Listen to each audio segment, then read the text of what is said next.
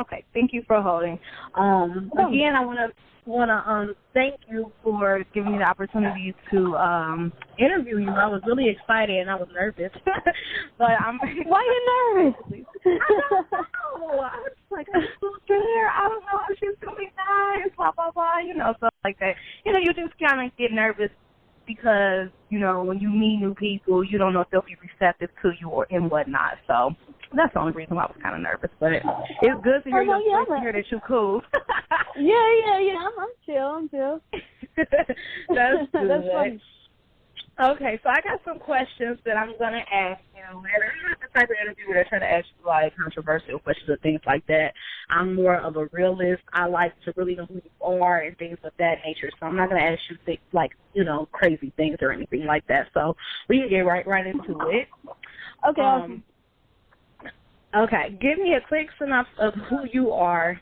Tell my readers who Rayven Ferrell truly is. I am Rayven Ferrell. I play Sexual Shakur in the biopic All Eyez On Me, the Untold Story of Tupac Shakur. And, I'm an upcoming actress, and I am originally from Cincinnati, Ohio. Yeah. My favorite part is that you're from Cincinnati, Ohio. I just love it. I'm intrigued that I love it. I was just at home too. I'm sorry. You were? Oh, yeah, I was. I was there Friday through Tuesday, I believe. Oh, okay. So where do you live now? I actually live in Atlanta, Georgia right now. Okay. That's good. I wouldn't be able to move from home. I don't know why. I just was it's like I need to move. It's like I need to move, but it's just home. You know what I mean? Like home is where the heart is. I just love Cincinnati. As ratchet as it is, I love it. I just love it. But, yeah, it's just home, so Yeah. Yeah. Okay. Just, yeah. Right, yeah, I get it. Okay, so what kind of girl were you in high school? Like, were you shy? Were you like the popular cheerleader? Did you have a lot of friends? Did you not rock with that many people? What kind of girl were you in high school?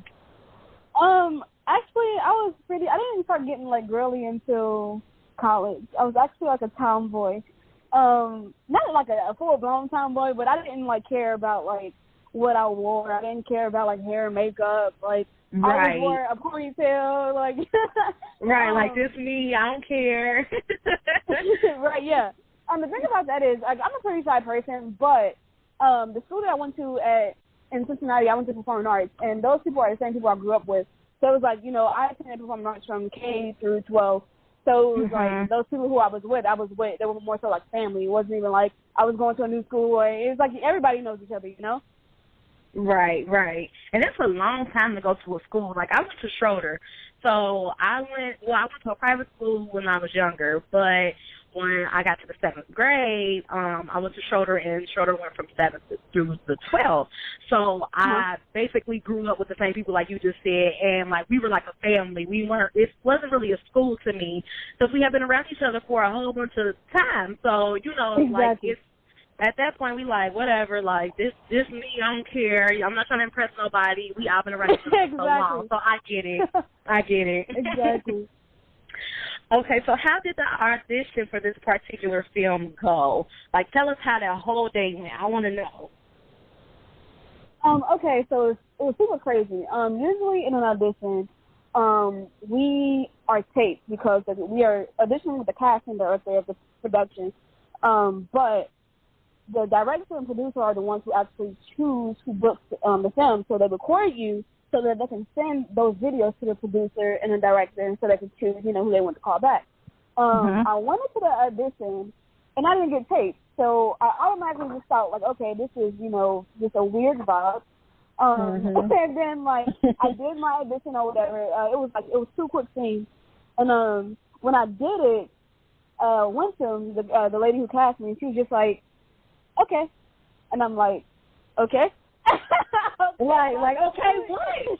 Yeah, it was just an awkward vibe. Like, it was just like, and it's crazy because I was just talking to her last week, And she was telling me, like, when I first came in the room, she already knew that I had the role, but I, like, did not feel that vibe at all. So, yeah, basically, I did my audition, and then, like, a few weeks went by. It was a lot of things going on with production, and they changed the director a few times. So, as far as casting took longer than expected. So a few weeks I went by, and usually when you book something, like, when you book something, you know within, like, the first, like, week or two. If you don't get a call within, like, a week or two, then 9 times out of 10 you didn't get the role.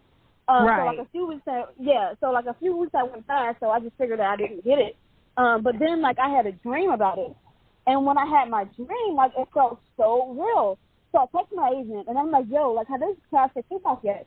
And he's like, no, not yet. Production is moving kind of slow because, you know, delays and everything. And I'm like, you know what's crazy? Like, I had a dream that I booked it, and I'm like, yo, Tay, I really feel like I got it. And he's just like, yeah, okay, like, you know what I'm saying? Right. Like, yeah, she had this dream, whatever, like. Right. Like, he sent me, like, a whole bunch, you know when people say, like, dead? Like, he sent me a whole bunch of, like, skull faces, like, laughing at me. And then, like, the next week, they ended up calling him for calling him asking my availability for a callback. So once I got my callback, I kind of, like I said, after I had the dream, like, I kind of felt like it was mine already.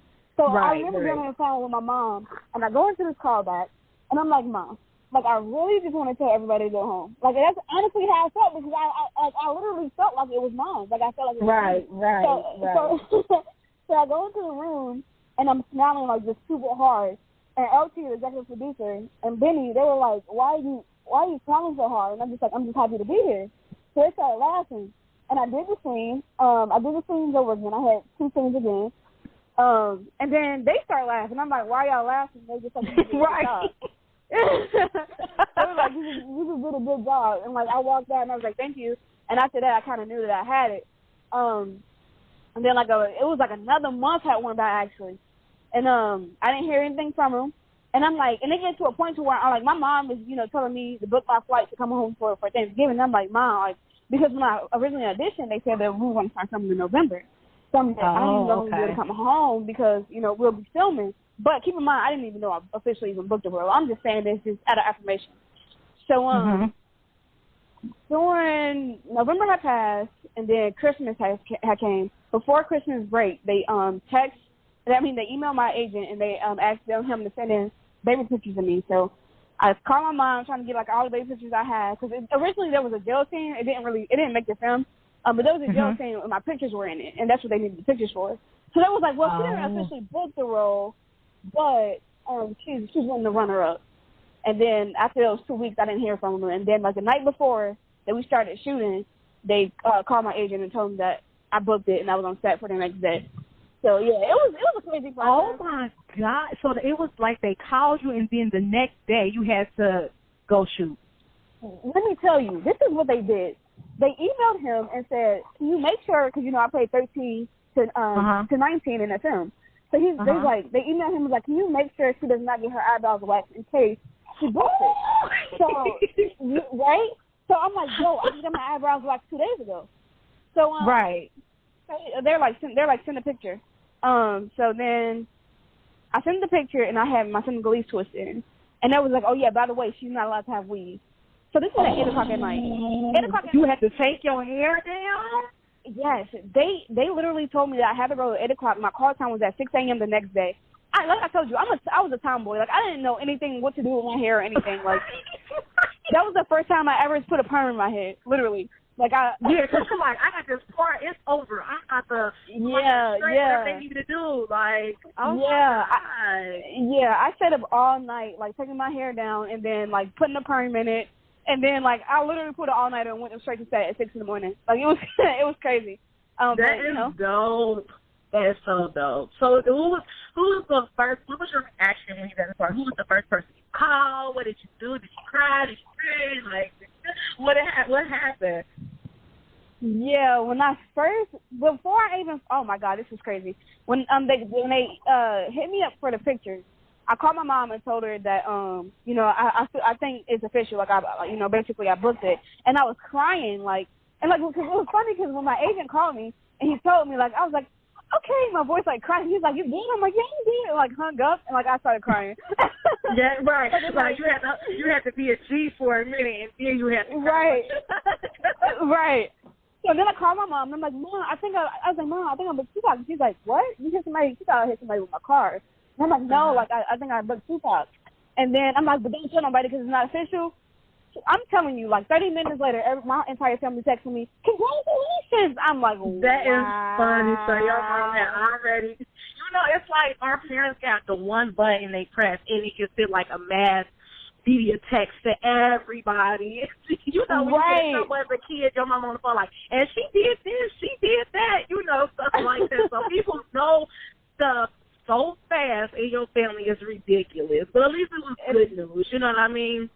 Yeah, but at that time I didn't know I officially booked it. So I'm like, yo, I hope I get it because everybody's telling me congratulations. Right. But when it was speaking, it exists for you. That's what I feel like sometimes you gotta do that. Like, there's, when you go on a job interview, you like, I don't know, it went well, but I'm gonna start on, July 26th. So, you just gotta claim it. You gotta be confident. Like, and I feel like that's with a lot of stuff. Like, you just gotta know your worth. You gotta know what you're capable of doing. And when you know that, you just automatically know, like, I know I can do this. You know what I mean? Very true. Very true. Yeah. So let's see. Well, if you could work with any actress, who would it be? Viola Davis. Viola Davis, hands down. It's happening sometime. But within these next few years, it's happening. But that's my main goal right there. Her. I love her. She's so dope. And I think that would be such an inspiration, because she done did a lot in the past, year or two. Like, she's just such an inspiration to me. I just love her. Yeah, it's crazy how she's just not getting her credit, though. But, I guess it's her time now. I know. But I feel like that happens to a lot of people. Like, they've been doing it to us. You know what I mean? But they finally get recognized for it, elsewhere. So we've been thinking she was gone. But you know what I mean? Like, yeah, exactly. But at least they acknowledge that. I appreciate that piece. Right. Who is your celebrity crush? I always ask people that. Oh, you gonna put me on blast like that now? What if I meet this person? Just tell me. What if I meet this person and you gonna have me? No, my celebrity crush is Trevor Jackson. Yeah, Trevor Jackson, definitely. Oh, okay. Now, don't freeze up when you meet these people, because we're speaking into an existence now, so you're going to blow up even more, and then you're going to have to be ready when you meet them.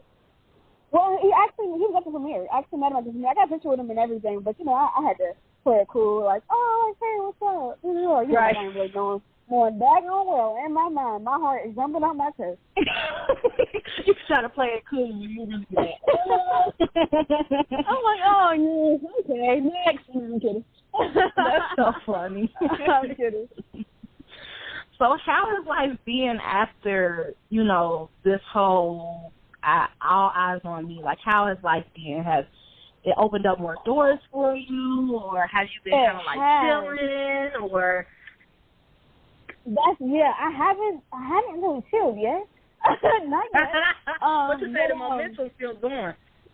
Yeah. I just went through the process of changing my agents around.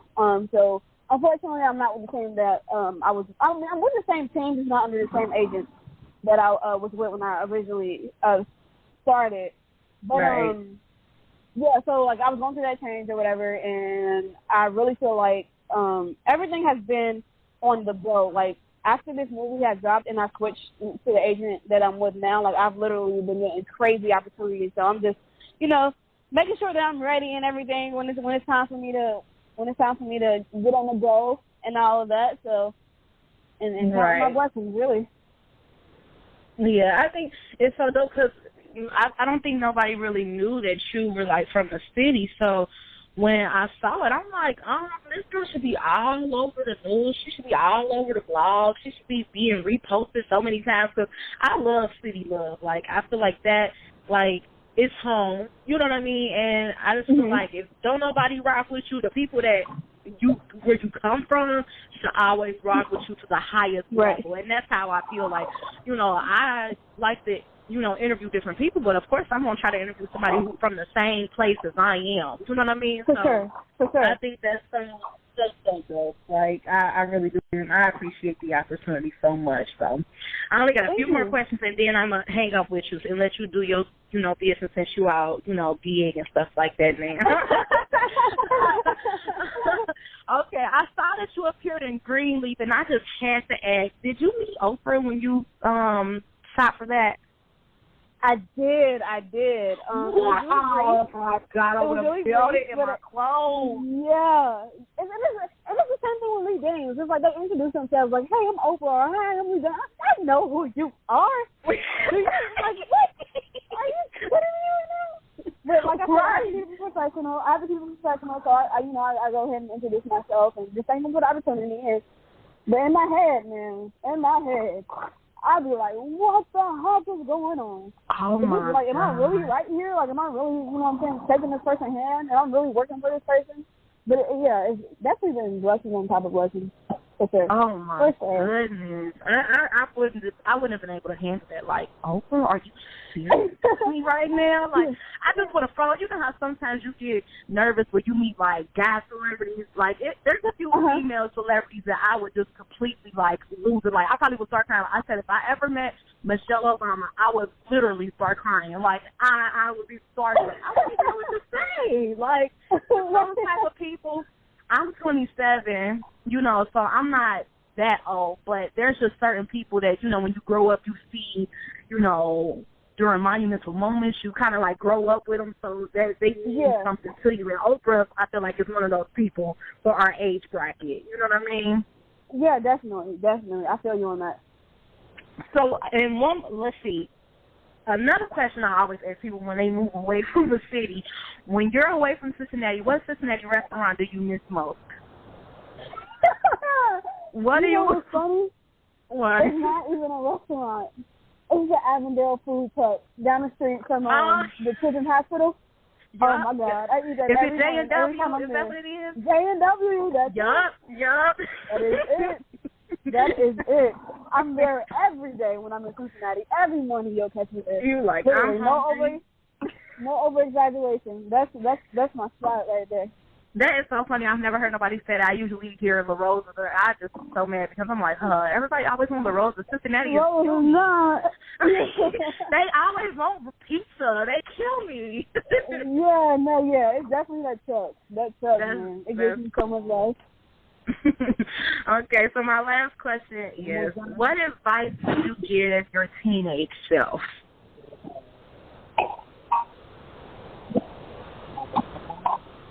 Yes.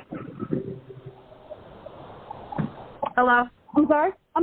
Oh, I'm sorry. Okay. I said, what advice would you give your teenage self? Oh, hang on, man. Just hang on tight. Like, stop worrying about stuff. It's going to happen. Just hang on. I didn't really learn, how to walk by faith and not by sight until probably, I want to say, really, really 100%, like a few months ago. Right. We tell ourselves, just trust in God, but, I didn't really actually feel it like how I should have felt it. So there's a lot of times where I was, like, worried about certain stuff, and a lot of times where actually, the day before I booked Greenleaf, and that's how I feel like, that's how I know that, like, this was meant for me. The day before Greenleaf, I was on my way back from LA, and I called my mom, and I was telling her I was about to give it up. I was about to give it up as a career. I was literally just doing this. I was like, I'm just going to have to do it, as a hobby kind of thing, because it's like you face so much rejection and everything, and sometimes it can get discouraging. And I was literally about to stop. And then literally within that same phone call, my agent beeped in on another line and told me I booked Greenleaf. And then that's when I was like, okay, this is what's meant for me. But there's a lot of times where, like I said, you get discouraged and you just really just like, it's just really funny, like, because we really want to work on our own timing versus God's timing, and we can't do that. Right. So, like, I would literally just tell myself, like, yo, just do what's in your control and walk by faith, not by sight. That's good. And they say usually when you get ready to give up, your breakthrough is coming. So I'm so happy that you decided to keep going and doing what you really want to do in life. That's dope. So, Oh, yeah, definitely. Well, I appreciate the opportunity. I'm gonna let you go, but I do want to say thank you for giving me the opportunity to interview you. I had fun. It was really fun.